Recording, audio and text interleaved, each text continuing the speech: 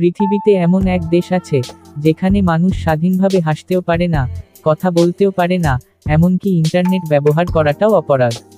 হ্যাঁ, আমি বলছি উত্তর কোরিয়া, অর্থাৎ নর্থ কোরিয়া কথা। একটা দেশ যেটা বাইরের দুনিয়ার কাছে রহস্যে ঘেরা। আজ আমরা ঢুকে পড়ব সেই অন্ধকারের ভিতরে, জানতে কেমন জীবন কাটে সেখানে। নর্থ কোরিয়া হলো বিশ্বের সবচেয়ে কঠোর একনায়কতন্ত্র। 1948 সালে কিম পরিবার ক্ষমতায় আসার পর থেকে আজ পর্যন্ত দেশটা এক পরিবারের অধীনে চলছে। বর্তমান শাসক কিম ইয়ং আন শুধু দেশের নেতা নন, জনগণের কাছে দেবতার মতো করে তাকে মানতে হয়। স্কুলে বাচ্চারা প্রতিদিন সকালে তার ছবি সামনে মাথা নত করে সালাম দেয়। আর কেউ যদি তার বিরুদ্ধে কিছু বলে, সেটা পুরো পরিবারের জন্য মৃত্যুদণ্ড ডেকে আনে। দেশের প্রতিটি নাগরিককে নজরদারিতে রাখা হয়। প্রত্যেক ঘরে সরকার অনুমোদিত রেডিও থাকে, যেটা কখনো বন্ধ করা যায় না। ইন্টারনেট বলতে ওখানে আছে শুধুই সরকারের তৈরি বন্ধ নেটওয়ার্ক, যেখানে বাইরের দুনিয়ার কিছুই দেখা যায় না।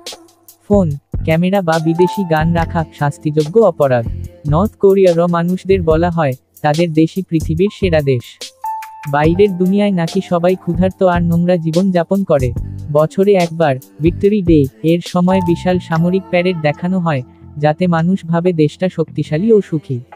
কিন্তু আসলে পেছনে চলছে ক্ষুধা, ভয় আর অন্ধকার। কেউ যদি পালানোর চেষ্টা করে, তাকে গুলি করে হত্যা করা হয়। বেঁচে থাকা পরিবারকে পাঠানো হয় শ্রম শিবিরে, যেখানে দিনরাত নির্যাতন চলে।